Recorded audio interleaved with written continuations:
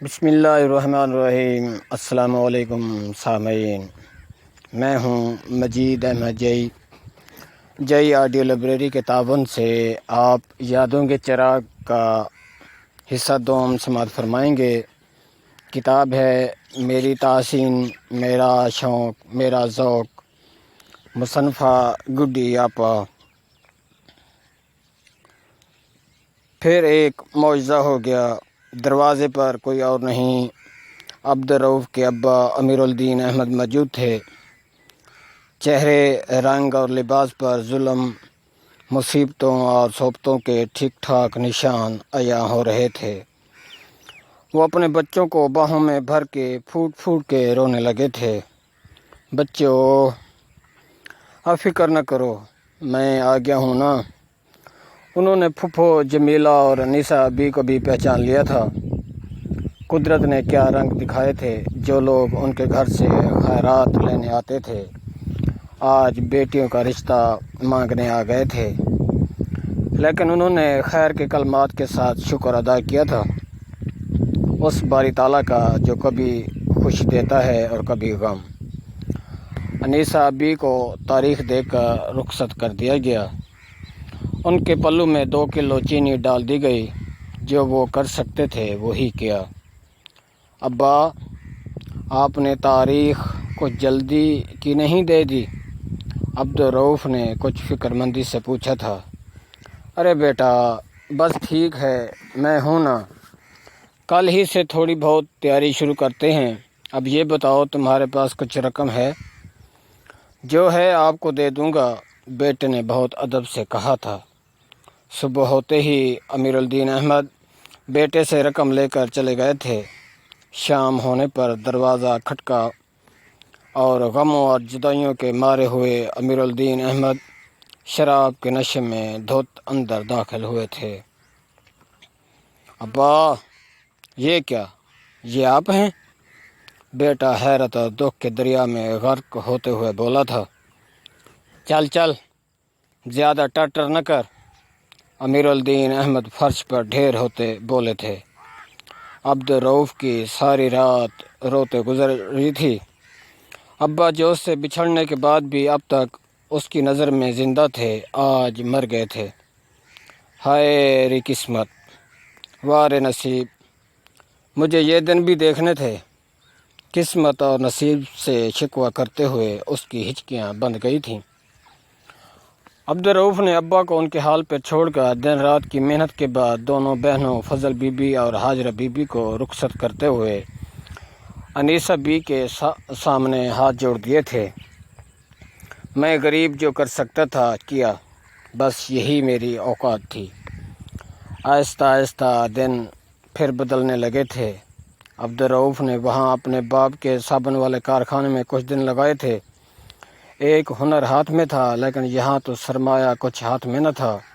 شاید اس لیے وقت پڑنے پر پتھر کوٹنے کا کام بھی کر لیا تھا کہ کچھ پیسے تو ملیں گے، لیکن انگلیاں زخمی ہو کر سوج گئیں، جن کو چھوٹی بہن سکینہ بی بی چوم چوم کر رونے لگی تھی۔ شاید اسی کی اپنے بھیا کے لیے رو رو کر مانگی ترقی اور خوشی کی دعا قبول ہوئی تھی کہ عبدالرؤف ایک صابن کی ایجنسی میں ڈسٹریبیوٹر لگ گیا۔ اب حالات ذرا بدلے تو باقی دونوں بہنوں رضیہ بی بی اور سکینہ بی بی کو بھی اپنے گھر کا کر دیا۔ اب وہ جمیلہ پھپھو کو کئی کئی مہینے لا کر گھر میں رکھتا، ان کی خدمت کرتا، ان کی جوتیاں سیدھی کرتے، پرانے وقت کو یاد کرتا جب انہوں نے اسے 4 آنے دیے تھے، جن سے 3 فاقوں کے بعد انہوں نے دال روٹی کھائی تھی۔ جمیلہ پھپھو نے اب ایک اور اچھا کام کیا تھا۔ ایک نیک سیرت لڑکی رابعہ سے عبدالرؤف کی شادی کروا دی۔ نیک سیرت بہو رابعہ دن رات سسر کی خدمت کرتی، روٹی کھلاتی، حقہ تازہ کر کے دیتی، پنکھا جلتی، جبکہ امیر الدین احمد کی راتیں آنکھوں میں گزرے ہوئے وقت کو دہراتے ہوئے گزرتی۔ نور النساء کبھی ان کی آنکھوں سے اوجھل نہ ہوتی۔ وہ اکثر بڑبڑاتے رہتے، نور النساء کے بغیر زندگی کبھی سوچا بھی نہیں تھا میں شاہ سے گدا ہو گیا، یہ کیا ہو گیا۔ نور النساء کی جدائی کا غم انہیں اندر ہی اندر کھائے چلا جا رہا تھا۔ جسم بہت کمزور ہو گیا تھا، زندگی اب بوجھل لگنے لگی تھی۔ وہ بس اس بے جان جسم کو شراب کے نشے میں غرق کر کے بس گھسیٹ رہے تھے۔ دن رات ان کی آنکھوں میں آنسو تیرتے رہتے تھے۔ ان کا جی چاہتا وہ گلی گلی ہوکا لگائیں اور کہیں، اے لوگو، قدر کرو اپنے اپنے ساتھی کی، کیا خبر کب ساتھ چھوٹ جائے اور غم جدائی کی آگ میں جھونک دیے جاؤ، پھر کوئی نشہ تمہیں اس دکھ سے آزاد نہ کر سکے گا۔ دیکھ لی پی کر شراب میں نے، دل کے شیشے میں اتری ہوئی تصویر کوئی مٹا نہیں سکتا۔ اور پھر اسی تصویر کو دل میں بسائے ایک روز امیر الدین احمد نے سفر آخرت اختیار کیا تھا۔ گزرے وقت کے ساتھ اللہ نے عبدالرؤف کو ایک بیٹی اور بیٹا عطا کیا تھا، جن کے آنے سے گھر میں بہار آ گئی تھی۔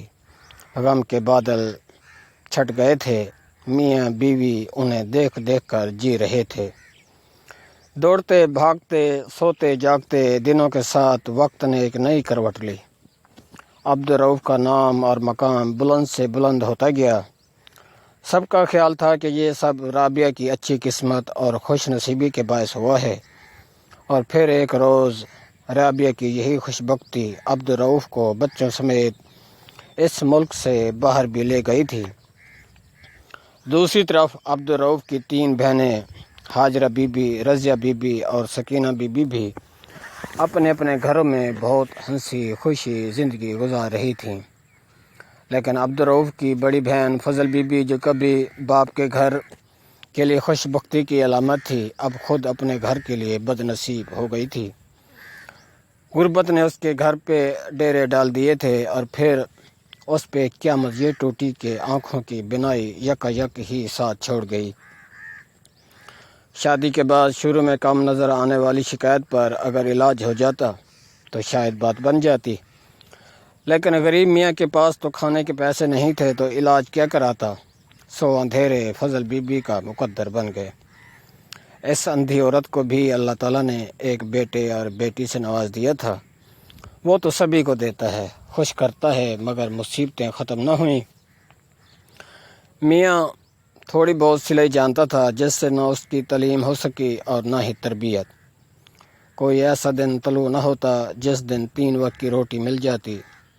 وقت انہیں رولتا رہا اور پھر ایک دن اندھی فضل بی بی کی بیٹی زہرہ ماں کے منہ تک آ گئی۔ اندھی ماں کیسے نگہداشت کرتی، ہر وقت فکر مند رہتی، روٹی انسان سے کیا کیا نہیں کرواتی۔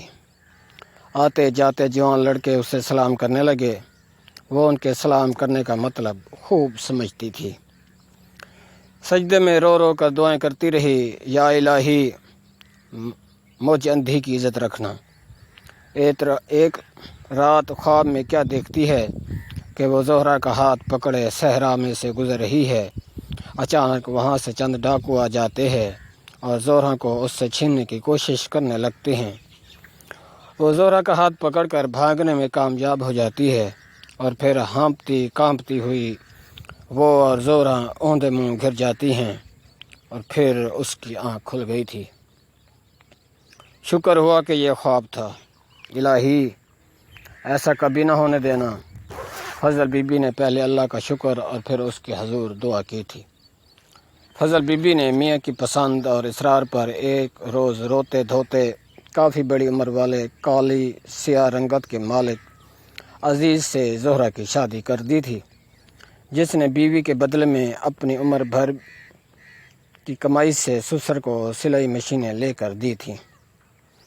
فضل بی بی کو اس بات کا مکمل احساس تھا کہ یہ رشتہ بلکہ سب ہی کچھ غلط ہوا ہے، ایسا نہیں ہونا چاہیے تھا۔ وہ بیٹھے بیٹھے رونے لگتی اور اپنے پیٹ کو بہت زور سے پیٹتے ہوئے کہتی، واہ رے پیٹ، تیری خاطر انسان کیا کیا نہیں کرتا، واہ رے روٹی، تو انسان سے بھی مہنگی ہے، توبہ توبہ، اللہ میری توبہ۔ انسان مرتا کیا نہیں کرتا، اپنی کی ہوئی غلطی پر ساری عمر روتا ہے اور پچھتاتا ہے، لیکن ایک بار کا کیا ہوا عمل بدل نہیں سکتا۔ جوان اور خوبصورت زہرا چاروں نچار اپنی عمر سے 2.5 گنے کالے سیاہ شور کے ساتھ زندگی بسر کرنے لگی۔ کرائے کے کمرے میں اس کے دن رات گن گن کر گزرنے لگے۔ گھر کا خرچ چلانے کے لیے زہرا نے کپڑوں پر کڑھائی کا کام شروع کر دیا تھا۔ عزیز دن کے وقت دروازے پر تالا لگا کر کاغذ کی پھمپڑیاں لمبے بانس پر لگا کر بیچنے چلا جاتا اور واپس آتے ہی کسی نہ کسی بہانے سے لڑنا شروع کر دیتا۔ بیوی کو مارنا تو اس کا دل پسند مشغلہ تھا، سو اور بھی بہت سے مشغلوں کے ساتھ وہ زہرا کی زندگی گزار یا پھر اجاڑ رہا تھا۔ وقت گزرتا گیا، ان کے ہاں کوئی اولاد نہ ہوئی تھی۔ دن رات کڑھائی کرتے کرتے زہرا کی آنکھوں کے گرد ہالے پڑ گئے تھے۔ ویسے وہ بھلا عزیز پر کیا بھاری تھی؟ ظالم ان پڑھ کیا جانے عورت کا مقام، جو ہمارے پیارے خالق نے قرآن پاک میں بتایا ہے، اور جتنی اس کی تعظیم اور جتنی اس کے بارے میں پوچھ ہوگی، بہترین آدمی وہ ہے جو اپنی بیوی کے حق میں بہتر ہو۔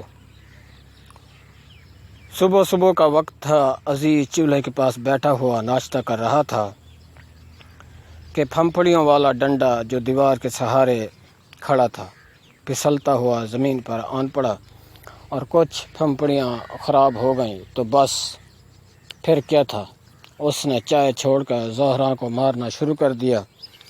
ساتھ والے گھر کی کھڑکی اس کے سینے میں کھلتی تھی۔ یہ ظالم شکی مزاج بدصورت بوڑھا جب جب زہرا کو مارتا، اس کے رونے کی آواز اس گھر میں رہنے والے فرق کے کانوں میں پگھلے شیشے کی طرح پڑنے لگتی۔ وہ اکثر اپنے کمرے کی بجلی بند کر کے اس منظر کو دیکھتا رہتا اور مار کھانے والی سے روز بروز اس کے دل میں ہمدردی مزید بڑھتی جاتی تھی۔ رحم کا جذبہ اود کر آ جاتا تھا۔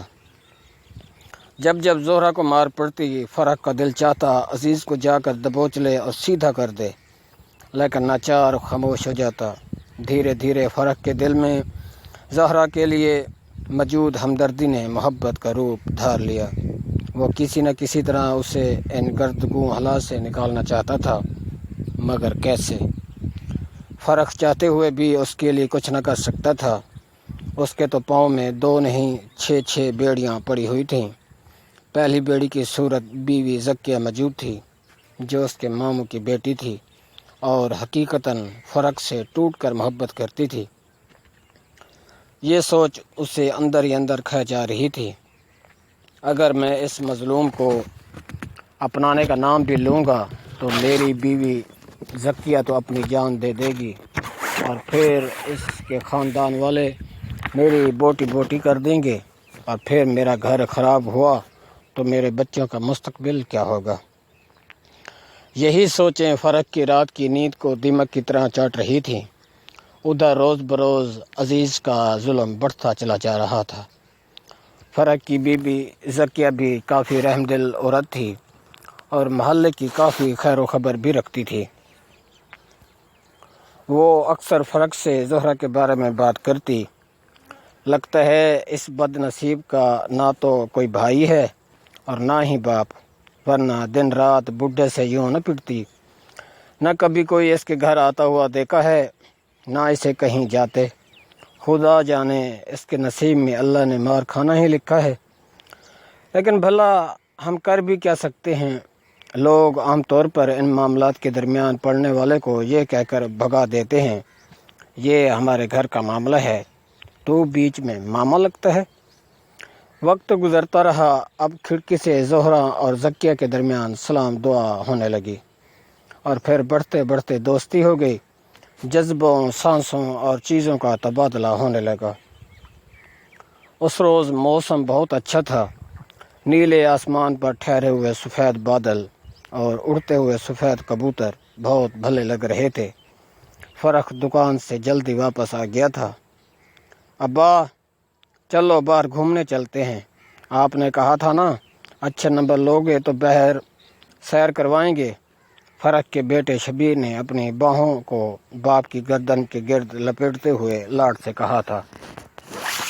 ہاں ہاں یاد ہے یار، چلو زکیہ تیار ہو جاؤ، دریا پہ چلتے ہیں۔ فراق نے بیٹے کا ماتھا چومتے ہوئے کہا تھا۔ شبیر اب لبک کر ماں کی گود میں آن بیٹھا اور بولا، امی امی، خالہ زہرا کو بھی ساتھ لے چلیں؟ مجھے تو کوئی اعتراض نہیں اگر وہ ساتھ چلیں تو، میری اور ان کی خوب کمپنی رہے گی۔ تم باپ بیٹے کو کرکٹ کھیلو گے تو میں کیا منہ باندھ کر آپ لوگوں کے منہ کو دیکھوں گی؟ ویسے بیٹا شبیر، تم ذرا اپنے ابا کا منہ دیکھو، یوں لگ رہا ہے جیسے تم نے ان کے دل کی بات کہہ دی ہو۔ میری بھی 4 آنکھیں ہیں اور 2 کان، خوب دیکھتی اور سنتی ہوں، بہت کچھ سوچتی ہوں، مگر میاں کو پریشان دیکھنا نہیں چاہتی۔ زکیہ بہت معنی خیز انداز میں مسکراتے ہوئے بولی تھی۔ فرق کھسیانی ہنسنے لگا تھا۔ میں جاؤں، زہرا کو لانے کی کوشش کروں؟ زکیہ کے چہرے پر بہت عجیب سی مسکراہٹ تھی۔ جاؤ جاؤ، دیکھتے ہیں تم کامیاب لوٹتی ہو یا ناکام، فرق ایک کھسیانی ہنسی کے ساتھ بولا تھا۔ تب تک آپ بچوں کو تیار کر لیجئے گا اور لے جانے والا سامان بھی، دری، واٹر کولر، کھیلنے کا سامان، بس میں اسے تیار کروا کر لاتی ہوں، میرا میاں خوش ہو جائے، مجھے اور کیا چاہیے؟ زکیہ نے فرق کو کندھے پر چٹکی بھرتے ہوئے کہا تھا۔ زکیہ نے زہرا کے کمرے کی کنڈی بجائی تھی۔ کون؟ میں زکیہ ہوں۔ آپا، آپ آئیے آئیے، شاید آپ نے آنا تھا، اسی لیے ہی آج عزیز دروازے پر تالا نہیں لگا سکا، چابی جو گم ہو گئی ہے۔ زہرا سے زکیہ کے آنے کی خوشی سنبھالی نہ جا رہی تھی۔ زکیہ آپا، یہ تو بتائیے کیسے آنا ہوا؟ زہرا کے سوال میں تجسس بھی تھا۔ سنو گی تو خوشی کے مارے چیخ پڑو گی، زکیہ نے بہت پیار سے زہرا کے گال پر چپٹ لگاتے ہوئے کہا تھا۔ کیوں؟ کیا میرا دوسرا بیاہ کروا رہی ہیں؟ زہرا بے ساختہ سے بول گئی تھی۔ کیا یہ کوئی بہت بڑی بات ہے؟ وقت آنے پر زکیہ پیچھے نہیں ہٹے گی، آزما کر دیکھ لینا، لیکن ابھی فی الحال تو جلدی سے تیار ہو جاؤ، بچے بضد ہیں، آج دریا پہ عام پالٹی ہو جائے، اور یہ بھی انہی کی ضد ہے کہ خالہ زہرا کو بھی ساتھ لے چلیں۔ وہ ہر وقت گھر میں بند رہتی ہے، وہ بھی تو دیکھ لیں کہ آسمان کیسا ہوتا ہے، دریا کیسا ہوتا ہے، آسمان شام کو کیسے رنگ اختیار کر لیتا ہے۔ زہرا بولی تھی، بچے کہتے تو سچ ہی ہیں، مگر وگر کچھ بھی نہیں، فوراً چلو میرے ساتھ، تمہارا میاں تو رات گئے آتا ہے، اس کے آنے سے پہلے ہی ہم واپس آ جائیں گے۔ زکیہ نے زہرا کو حوصلہ دیا تھا۔ زکیہ اور زہرا جیسے ہی گھر کے اندر داخل ہوئی تھیں، فرق کا دل بہت تیزی سے دھڑکنے لگا تھا۔ حالت کچھ عجیب سی ہونے لگی تھی۔ وہ اپنی حالت چھپانے کے لیے تیزی کے ساتھ دوسرے کمرے کے اندر چلا گیا تھا۔ زکیہ میاں کے پیچھے ہی کمرے میں آ گئی تھی۔ خیریت تو ہے؟ اس نے مسکراتی آنکھوں کے ساتھ سوال کیا۔ زکیہ، خدا جانے تم کیا چیز ہو، میں تو مذاق کر رہا تھا، تم سچ میں زہرا کو لے آئی؟ فرق کچھ شرمندہ سا ہو رہا تھا۔ آپ نے کوئی ایسا کام نہیں کیا جس پر شرمندہ ہوں، میں تو بس آپ کی خوشی میں خوش ہوں۔ زکیہ نے فرق کا ہاتھ اپنے ہاتھوں میں لے کر کہا تھا۔ تمہارا یہ احسان میں زندگی بھر نہ بھلا سکوں گا۔ فرق نے زکیہ کو شدت جذبات سے گلے لگا لیا تھا۔ فرق نے سفید کلف شدہ کرتا اور سفید شلوار کے ساتھ پشاوری چپلیں پہن رکھی تھی، بہت اچھا سا عطر بھی لگا لیا تھا۔ اس کے چہرے پر ایسی خوشی اور متانت چھلک رہی تھی جو زکیہ نے پہلے کبھی نہ دیکھی تھی۔ تھوڑی ہی دیر کے بعد سفید ٹانگا سفید گھوڑا سرپٹ دریا چناب کی طرف بڑھ رہا تھا۔ بچے خوشی سے تالیاں بجا رہے تھے۔ زکیہ اور زہرا باتوں کے درمیان دبے دبے کہکے لگا رہی تھیں۔ زہرا، کیسی لگ رہی ہے یہ ٹھنڈی ٹھنڈی ہوا اور یہ بادل اور یہ جلد ہونے والی بارش کا امکانی سما؟ زہرا خاموش رہی، لیکن دل ہی دل میں خود سے مخاطب ہوئی تھی۔ مجھے اس لمحے کے حسن میں گم رہنے دو، خاموش رہو، یہ کوئی خواب ہے یا حقیقت؟ میں اپنے محبوب کے ہمراہ، اللہ کرے کوئی میرے دل کی آواز نہ سن سکے۔ فرق کا دل چاہ رہا تھا وہ زہرا کا نقاب الٹ دے، یہ بھلا کس سے پردہ کر رہی ہے؟ میں ہوں نا اس کا رکھوالا، کوئی اگر اس کی طرف میلی آنکھ سے دیکھنے دیکھے گا میں اس کی آنکھیں نکال دوں گا۔ مجھے لگتا ہے آج میں کسی کی زندگی خوبصورت بنانے میں کامیاب ہو گیا ہوں۔ بھلا ہو ذکیہ کا، ورنہ یہ سب کچھ اتنا آسان نہ تھا۔ اور بھلا ہو اس پردے کا، کسی کو کیا پتہ اندر کون ہے اور کہاں جا رہی ہے اور کس کے ساتھ جا رہی ہے۔ اگر برقع نہ اڑتی تو سب جان جاتے۔ اب وہ دریا چناب کے کنارے پہنچ چکے تھے۔ کچھ دھوپ نکل آئی تھی۔ بچوں نے بھاگ کر پہلے ہی زمین پر دری بچھا لی تھی۔ کھانا لگا دیا گیا تھا۔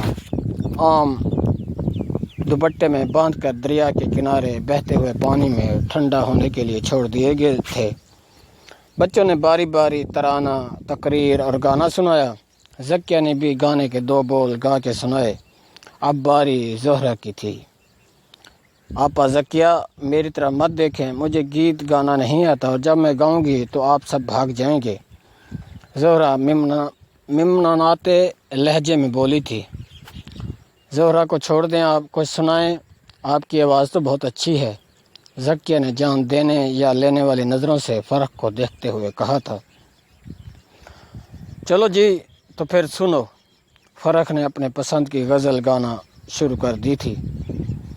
سنے جو رنج و علم کی تو داستاں سیاد، زمین کانپے گی لرزے گا آسمان سیاد، نہ پوچھ کیسے پلے ہیں اور کس نے پالا ہے، ابھی تو ہوش بھی ہم نے نہیں سنبھالا ہے، کہ تم نے ڈال دی پاؤں میں بیڑیاں سیاد، بہار آئی ہے گلشن کو جی ترستا ہے، یہ کون کہتا ہے کہ مینہ برستا ہے، ہمارے حال پہ روتا ہے آسماں سیاد۔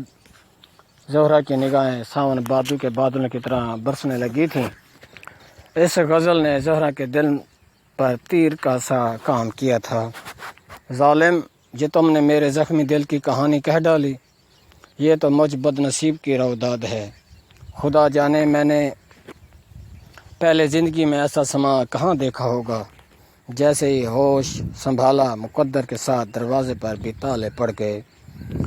زہرہ کی نگاہوں میں مٹی سے اٹی کپڑے اور پاؤں سے ننگی، سردی سے کانپتی ہوئی چھوٹی سی زہرہ گھوم گئی، جہاں ماں اسے مسلسل آوازیں دے رہی تھی، بیٹی مجھ اندھی کو کیوں پریشان کر رہی ہو، بخار ہو گیا تو پیسوں کے بغیر کون ڈاکٹر تجھے دوائی دے گا، آ جا اندر آ جا، ابھی تو چولہے میں کوئلے ہیں، بجھ جائیں گے تو ان سے بھی جاؤ گی، دیکھو باقی بچوں نے ضرور جوتے اور سویٹر پہنے ہوئے ہوں گے، جب بھی تو ماؤں کو ان کی فکر نہیں، ماں میرے پاس سویٹر اور جوتے کیوں نہیں، پہلے بتاؤ گی تو پھر اندر آؤں گی، اندر آ میں تجھے سمجھاؤں، ورنہ تمہارے باپ کو بھیجوں تاکہ وہ تجھے بتانے کی بجائے 2 تھپڑ لگائے، نہ کبھی سیر کو لے گئے اور نہ ہی گولی ٹافی کے لے کے دی، روٹی کھا لو وہ بھی سوکھی، نہ سالن، بس ہر روز مرچ کی چٹنی کھا لو، ماں پیار سے بولی تھی۔ آج میں نہ کھاؤں گی، بھائی کو سب سے پہلے روٹی اتار کر دیتی ہو، پھر ابا کو، حالانکہ بھائی مجھ سے بڑا ہے اور ابا ہم سے بڑا، اور خود تو آخر میں کبھی 1 روٹی اور کبھی کچھ بھی نہیں، ایسے ہی جھوٹ کہہ دیتی ہو، میں نے تم سے پہلے کھا لی تھی، ابا مجال ہے جو زیادہ کپڑے سی لے، جیسے ہی 1 سوٹ سیا تو لگا کھانسنے، 2 بچے پالے نہیں جاتے۔ زہرہ ان خیالات کے ساتھ ہی رونے لگی تھی۔ ذکیہ اسے دلاسا دے کر آنسو صاف کرنے لگی تھی۔ مت رو میری زہرہ بہن، کیسے نہ روؤں، خدا جانے کب یہ پنجرا ٹوٹے گا، کب میں آزاد ہوں گی، ہو سکتا ہے میں اسی پنجرے سے ٹکرا کر جان دے دوں، یہ تو شکر ہوا کڑھائی سیکھ لی تھی تو خود کما کر کھاتی اور پہنتی ہوں، ورنہ خدا جانے اس سے بھی بدتر حال ہوتا، اس ظالم کی مار کے ساتھ ساتھ فاقے بھی نصیب میں ہوتے۔ چلو اچھی بہن چپ ہو جاؤ، خدا ہے نا، وہ دیکھ رہا ہے اور سن رہا ہے، وہ تمہاری اشارہ سے بھی زیادہ قریب ہے، اسے کچھ بتانے کی بھی ضرورت نہیں ہوتی۔ بچے اور فرق ان کے چاروں طرف آ کر کھڑے ہو گئے تھے۔ مجھے معاف کر دو زہرہ، میں نے تو اپنی پسند کی غزل سنائی تھی، میں کیا جانتا تھا تمہیں اس سے اتنی تکلیف ہوگی۔ فرق معافی کا درخواست ہوا۔ چلو بھائی بچوں، اپنی خالہ کو 1 منٹ میں ٹھیک کر دو۔ ابا، کیا ہم انہیں گدگدی کریں؟ شبیر نے پوچھا تھا۔ نہیں نہیں، مجھے ہاتھ نہ لگانا، میں ٹھیک ہوں۔ چلو بچوں، اب تم بوتلیں اور پان لے آؤ۔ زہرا پرس سے پیسے نکالتے ہوئے بولی تھی۔ نہیں نہیں، پیسے میں دوں گا، فرق فوراً ہی بولا تھا۔ نہیں نہیں، اس بار پیسے میں دوں گی اور اگلی بار آپا زکیہ دیں گی، کیوں نہ، ٹھیک ہے نا؟ زہرا نے زکیہ کو اپنے ساتھ ملانا چاہا تھا۔ ہاں بالکل ٹھیک ہے۔ زکیہ نے بھی اس سے ملنے میں دیر نہیں لگائی تھی۔ فرق کی تعاقب کرتی ہوئی نظریں زہرا کے دل کی دھڑکن تیز کر رہی تھیں۔ جب جب ان کی نظریں آپس میں ملتی سینے میں ہی جان برپا کر جاتی۔ زہرا فوراً نظریں چرانے لگتی۔ وہ ایسی کوئی حرکت نہیں کرنا چاہتی تھی جس سے زکیہ آپا کو دکھ ملتا۔ وہ زکیہ آپا کے ساتھ ان کا سایہ بن کر چلتی رہی اور پھر عصر کی اذان گونجی تو زہرا کا ماتھا ٹھٹکا اور اس نے زکیہ آپا کو وقت کا احساس دلایا۔ چلو بھائی، چلو واپس چلتے ہیں، مغرب سے پہلے گھر پہنچ جانا چاہیے، زکیہ نے فوراً ہی کہا تھا۔ نہیں ابھی نہیں، بچوں نے شور کیا تھا۔ چلو بس ٹھیک ہے، آج اتنا ہی کافی ہے، ورنہ تمہاری خالہ کا جلوس نکل جائے گا، فرق نے فوراً ہی اٹھتے ہوئے کہا تھا۔